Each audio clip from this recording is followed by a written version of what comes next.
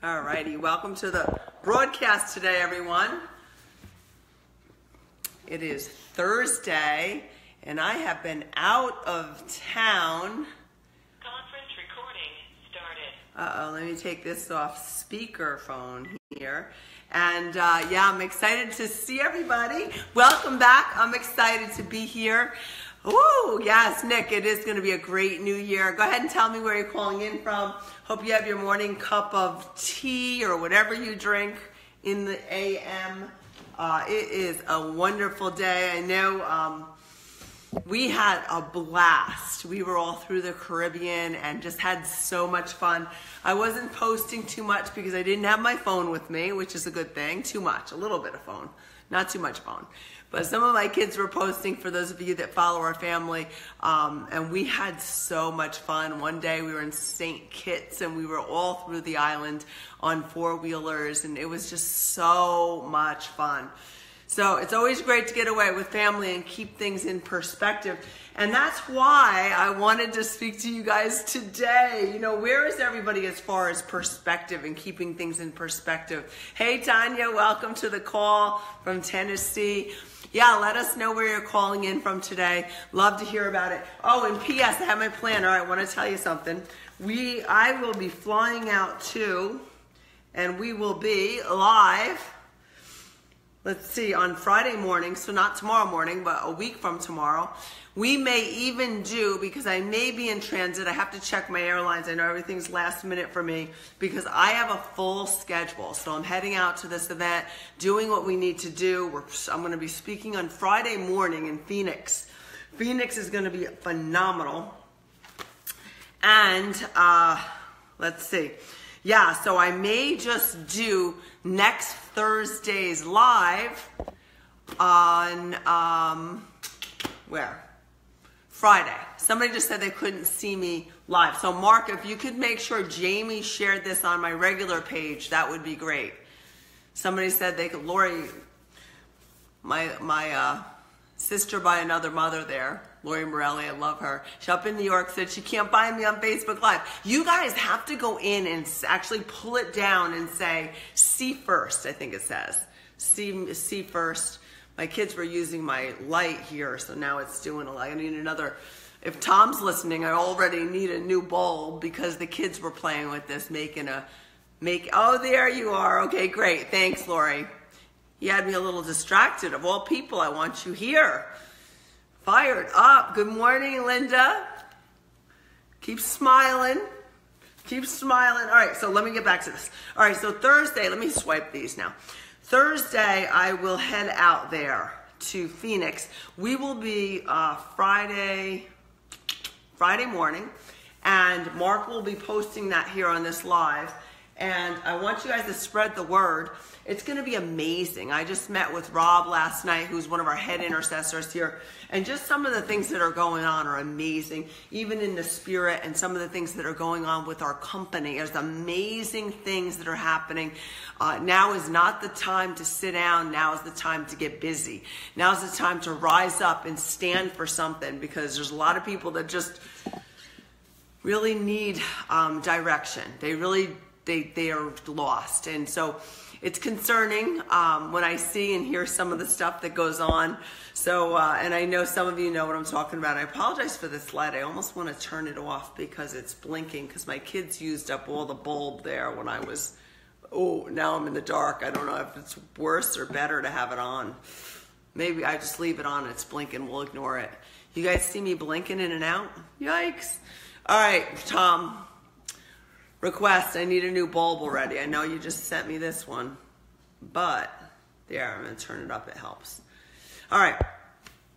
Yeah, so I put, are you satisfied? Because a lot of people, you know, when you evaluate, I was saying this when I was on the ship. We were getting ready to leave the ship, and that was last Saturday.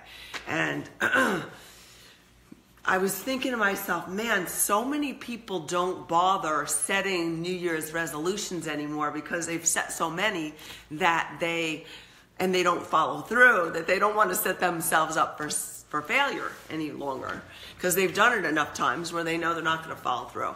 Well, what I'm proposing is, why is that? And I think some people get depressed. If there's, somebody's thinking about where they are in life and they're evaluating where they are in life based on standards that they have for their life. So in other words, somebody could be, if we're thinking of their weight, a weight goal or a weight, somebody could look like olive oil from Popeye, skinny, skinny, skinny, skinny, and think that they're fat, and because that's their standard. They feel, but yet in another culture, somebody could be extremely heavy and happy. Mama's got big butt or whatever that song goes. Some people prefer that. So it depends what your goals are and what you're setting up yourself for, success or failure. Because sometimes some of the things that we're going after aren't reasonable. They're really not reasonable. So I want you to set reasonable goals for you this year. And goals that, that are gonna, I started to say on Saturday, and it was very distracting on the ship, that sometimes it's the little tiny changes that make all the difference in the world.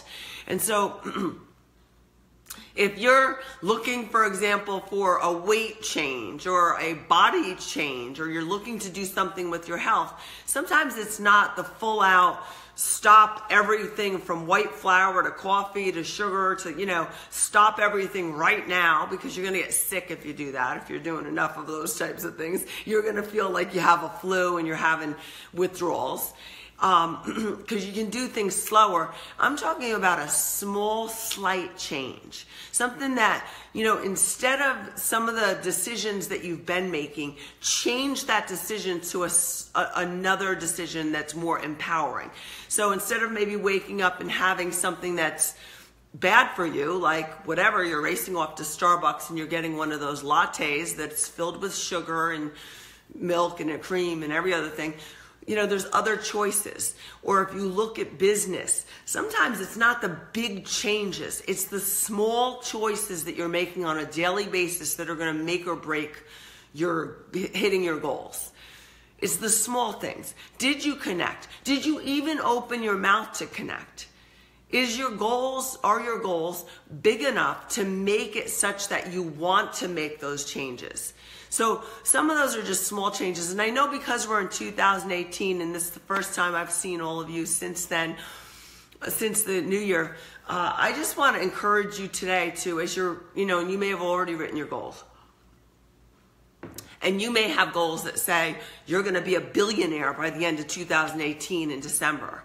And right now you're in debt. Could that happen? Yeah. Or is it possible? All things are possible. Is it probable? I don't know. And what are your plans and action steps to get where you're thinking about going? So what I'm suggesting is, as you're setting goals, to set some reasonable goals that make sense, while at the same time, maintaining this consistent, persistent, continuous action toward the attainment of, and they have to be written. Guys, there has to be an emotion attached to goals in order for you to achieve them. And so as long as they're reasonable, I know that when, for example, we started in Isogenics, I wrote out goals. And I remember some other company millionaires looked at them and thought that they were a little over the top. And, and I agree that sometimes they can be big goals. I think that's good to have big goals. But you also have to be ready to let it go if you don't hit it. So, and there's got to be a place where you put your foot down if you've been doing something long enough and you're not hitting it. I know there's a place where you have to say, that's it. I know for me, I snapped one day and I said, you know what? The kids kept saying, Mommy, you're not, whatever it was, 6-star yet. And that's just a level of achievement in our company's compensation plan. And I thought to myself, it just irritated me. Every time they asked me if I was there yet and I wasn't, it was like nails on the chalkboard. So, and by the way, P.S., people say, how do you do it with all your kids? You got to involve your kids, because when you involve your kids with the process, now all of a sudden you're going to hit a goal and you're going to bring them, like for us, it was going to be, we were going to rent a place in the ocean and whatever it is for you, Disney, whatever it is for you, but involve your kids. And that's what I did. I involved the kids, and so they wanted me Herb and I, to hit this. And when they asked, and we didn't yet, like I said, it was nails on a chalkboard. And one day it's just, we were coming up from New York City in a car, in the minivan. Herb was driving, and I remember thinking, they asked, "You're not this yet?" And I just was like, oh my goodness, Herbie, that's it. And that was, I put our foot down, and do you want to know, it was a long stretch to do what we did, but we actually did hit it by that Sunday. So I believe it was a Friday. We were heading not up, we were heading down to the city on the way back, or whatever it was. I forget what it was, but the truth was, we did it, a huge feat in a day. So I know that if somebody really had a big goal, if you guys had a real big why, if your family was held captive, taken hostage, and you were not going to see them again unless you hit and then insert the goal, I'd venture to guess you're going to hit the goal. You're going to hit it. There's nothing that would get in your way. And that's where I had gotten to at that point in time. And that's where people have more in them, more ability in them to do more than you could ever have dreamed possible. As a matter of fact, Michael Jordan was interviewed and said that, what makes him so great? And the truth is he is great. He's got God-given talents, and he's amazing. But yet, he said, I expect more of myself than anyone else could ever imagine.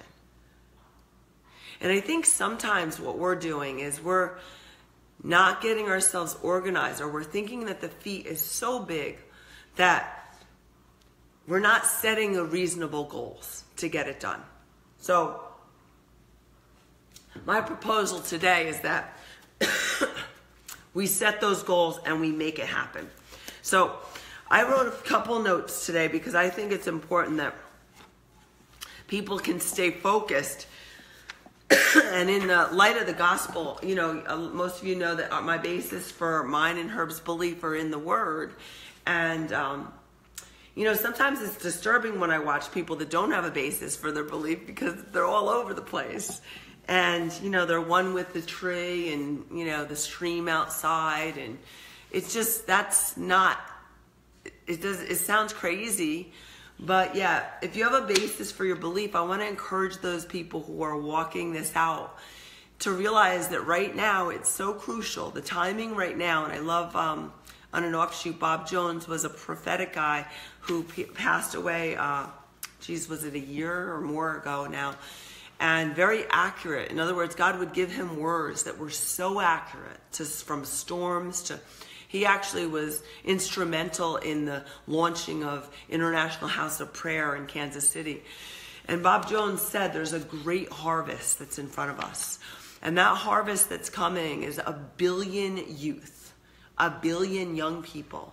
But yet, for the people that are a little older, I don't want you to lose your enthusiasm, because what's needed is that security, or that maturity in the Word.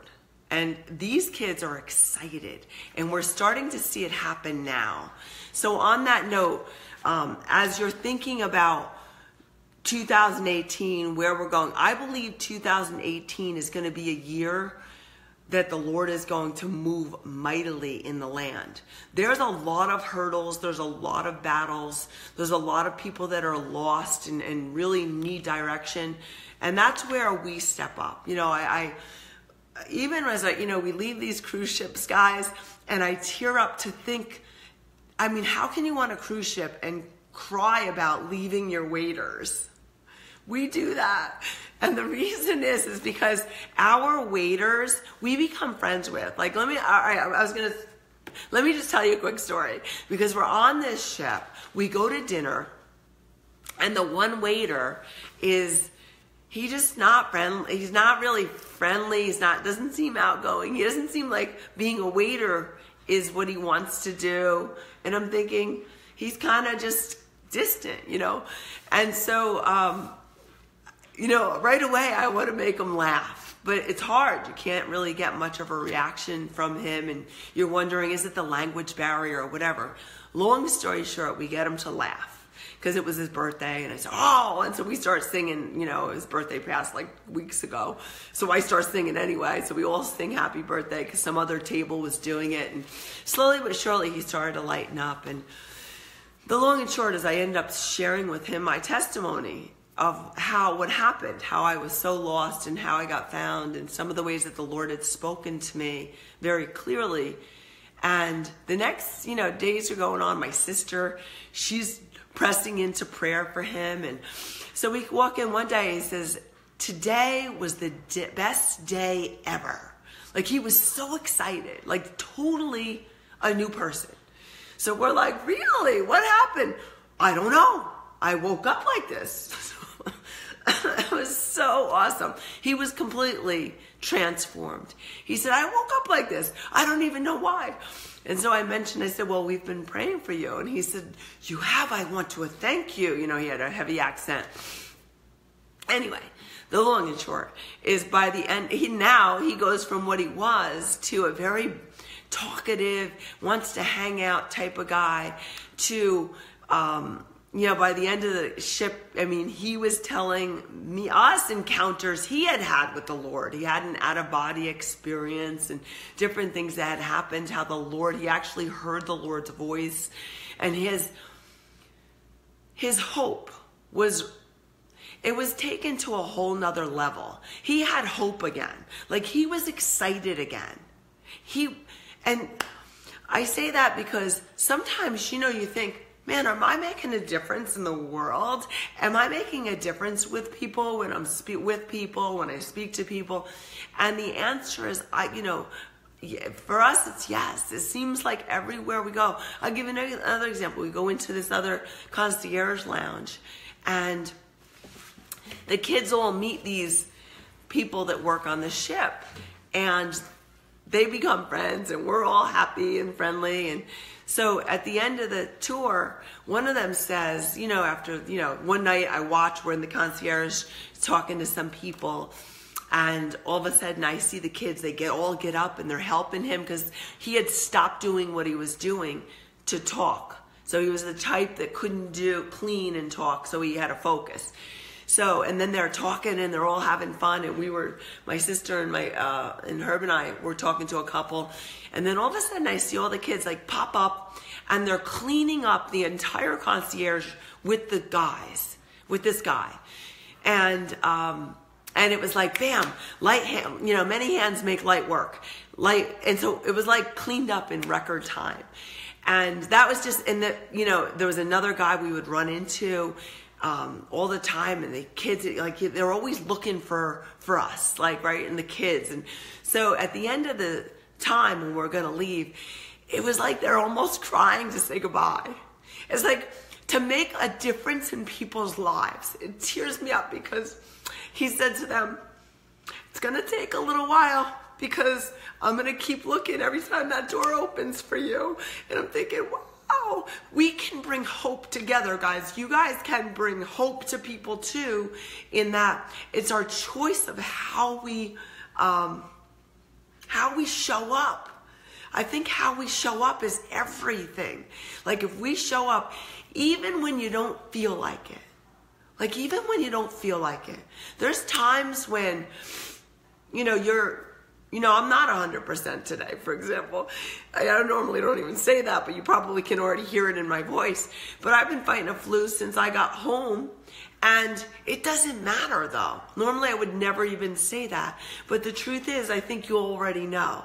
And the thing is that when we show up, if we can change our state, when you're in light of our goals, in light of what we're looking to do, what I want you to realize is that in the doing, enjoy the process. Because if you're not enjoying the process with the people that you care the most about, and you're pursuing these great big goals because you think that you, have to be making $1 million a year before you're successful, or whatever you're putting as your goal, whatever that is for you, you have to realize that there's a process to get there. And if you don't slow down and enjoy the very people that you care the most about on the way there, for example, when you get there, it's never going to be fulfilling. There's so many people that make a lot of money, if that's your goal, to make all this money, and they're not happy. They're not. And the reason they're not is because they've got it all out of perspective. It's about living, but a process of being able to be in a place where not only are you contributing and touching people, because we're designed to be with people. We're designed to help other people. We're designed to, honestly, to be focused on others. That's why I always say every time we end our broadcasts or calls, who can I help today? Because if we're not focused on helping others, what's the point? If it's all about you and your success will come as long as there's enough focus on other people and their success, if that makes sense. And so, and not only that, it's very rewarding. When we're focused on others and we're focused on helping and we're focused on giving, not hoarding. If you're too busy hoarding and putting it all over here and, you're making money and there's no outlet for it, now it becomes unfulfilling. So I want to encourage you today, as you're setting your goals, think in terms of realistic goals. What are your realistic goals for 2018 for your health? What are realistic goals? Do you know, sometimes it's not. I was talking to a woman who said, I was asking how she feels about herself or what she's most happy about. And she says, well, I'm most happy about my health. And she says, I started an exercise routine. I have more energy. I feel better. I've been eating better. And, or she's been, because of the exercise routine, because when you change your physiology, everything changes, right? She decided then she started to eat better and all this. And I said, that's great. She goes, even though I'm not I'm not perfect. My body doesn't, again, she didn't look perfect, but for her, it was beautiful. And the reason it was beautiful is she had taken off, I think she told me 12 or 15 pounds. And, from today's standards of, people could say, if we measured body fat, she probably had more body fat to take off if you want to look at it that way. But the truth is, it's a success for her. She was successful because she took off the weight. She feels better, has better energy. She was sleeping better. She had joint pain that had dissipated because of this. So when you're thinking in terms of what are your health goals, I want you to think in terms of small goals. Maybe it's just eating enough live food every day. What is live food? Well, pasta is not live food. Rice is not, meat is not live. It's all dead, right? Live, organic, raw fruits and vegetables is a good choice. I'm not saying go take bowls of it and, get yourself diarrhea because you're now overdoing it. But if you were just to take a serving a day because you didn't do that before, or 2 servings or 3 servings, these are small choices, small shifts that will change everything. Some people exercise goals. Some people have to go out and do 40 miles. Before they feel like they worked out. But what I'm proposing, if you've never done anything before, do you know that walking to the end of the street and back is better than doing nothing? Doing anything. So realistic goals for 2018, what you'll do is reevaluate them per quarter, or even you can do it per month. But per quarter, ideally, have a set time, put it in your planner. Everybody should have a planner. Put it in your planner and reevaluate where are you as far as meeting your goals. I was up late last night because I was working with people in different time zones. And, it's exciting when I work with people in different time zones, but it's fun because they're excited. They're excited. And as I was speaking to this one person, the excitement about what's about to happen for them in their country and what's about to happen, it's so exciting for them that it excites me. So, like I always say, the fastest way to get yourself fired up is to do something that's productive toward the end of what it is that you're looking to accomplish in your goals for, let's say now I'm on business. Well, if you bring somebody to the table and now you're training somebody up and they're learning about what you do and you're teaching them and they're plugging in, isn't it interesting because they grow so fast, right? So they go from zero knowledge and their growth is, it's like straight up. And I'm going to propose to you that sometimes when that happens with these new people that you're going to be working with, which is going to also excite you, you think it's time for them to do their own thing because they've grown so fast and they're having such success. My suggestion is when that happens, when they go from, think of tennis, think of a sport. If you've never done it before and you just take it up, you're going to have very fast results. And then what happens is a lot of times you'll hit like a plateau where you're not going so fast anymore. That's what goes on in our businesses as well. When you're training somebody up, they may not be experiencing the same success and therefore not having the positive results, the positive feedback, they're not maybe getting the enrollments, they're not having the promotions that they were having because they were going like this, now they're going like this. They're still doing fantastic, but they've actually grown so fast, now they're at a plateau. That is where you don't want to leave people. You want to be there to help train them through that process so they get them past that one plateau and on to another. And that's also exciting for us as well. So the fastest way to get yourself excited is start to involve new people in what you're doing. Train them, work with them, put your energy into them and their success, focus on them, and then watch how you start to duplicate yourself. How people start, the more people you start to help, the more excited you get. The more people you bring on board, the more excited you get.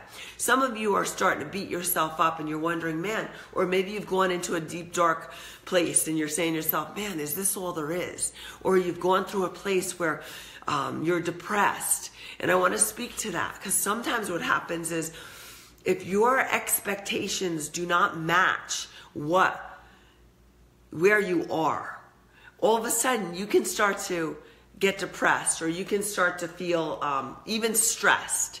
So maybe you've gotten to a point where you thought by now you would be married with 2 kids or 3 kids and have a white picket fence and you'd be earning this much money a year and you'd be whatever, the head of this or at this level, and you're not. And so my proposal this year, if you're setting goals, is to reevaluate that and ask yourself, is it doable? Is it doable? You want 2, 3 kids, but you're past point of having kids. Or are you willing to adopt if that's the case? Or maybe you need to reevaluate yourself. Where are you and what are the type of goals that you're setting? So I hope this helps. I know that people just sometimes they set goals, and I know you've heard it all the time, and I do it myself, where the goals are scary and it's almost like you're going to be, fall off a cliff with goals. And that's good because they're motivating. But if you're just the type of person that stresses out, I want to suggest to you that just cut back and chill.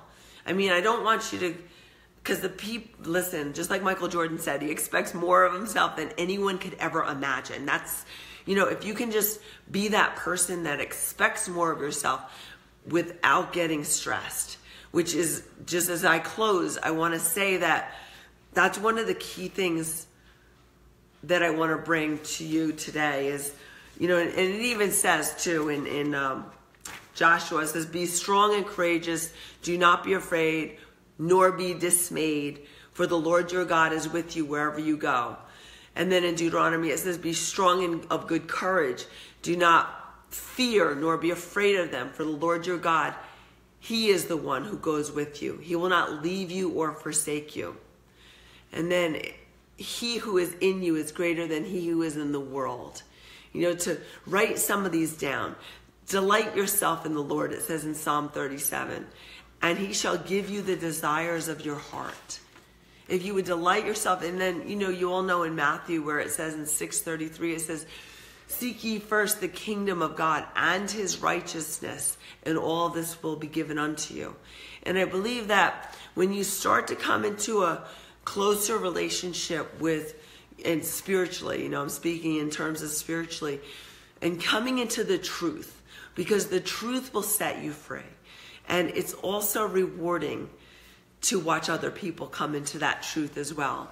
So I'm going to call it a call today and just remind everybody that this coming Friday, not tomorrow, a week from tomorrow, we're going to be in Phoenix. And remind you that for those who live according to the flesh set their mind on the things of the flesh, but those who live according to the Spirit, the things of the Spirit. For to be carnally minded is death, but to be spiritually minded is life and peace. Because the carnal mind is enmity against God, for it is not subject to the law of God, nor indeed can be. So then those who are in the flesh cannot please God. I want to encourage you with that today. That as we do what we do, let's do it all in a spirit of excellence, righteousness. That there is a right way, there is a wrong way, there is a way that's pleasing to the Lord. And I don't know about you, but that's one of the main things for me, is that my relationship with him is so important that, being before an audience of one is more important than being before an audience of people. Because what are we looking to do? Are we looking to please people or get an audience or get a following? Or what's your reasoning for that? Is it self-promoting, or what is your rationale? So I just want to encourage you, because the Lord is so good and he so wants to spend time with you this year, 2018. So as we set our goals this year for our physical health, our businesses, our family and our relationships, our spiritual health, I think that if we would focus and just follow the scripture in Matthew where Jesus said, seek ye first the kingdom of God and his righteousness, everything else will be given unto you. So with that, guys, make sure that you let everybody know that we're going to be in Phoenix this Friday, not tomorrow, but a week from tomorrow. And I would love to meet everybody there. I have a full schedule. So I'm flying out and I'm going to be there and I'm going to be speaking on Friday morning. But I have so many things that I'm probably leaving the next day. Like, I have so much going on in my life and in the things that I have commitments to. So I want you just to be aware of that. If you want to see me and I want to see you, give you a big hug. Don't miss that. So Mark will put it up here, and I would love, thank you. I do. I know you can tell I'm not feeling that great, but it's okay. I'm getting better. I believe it. So, thanks, Adriana. You guys, I love you guys. Let's go out and ask ourselves, like I said, who can I help today? God bless everybody.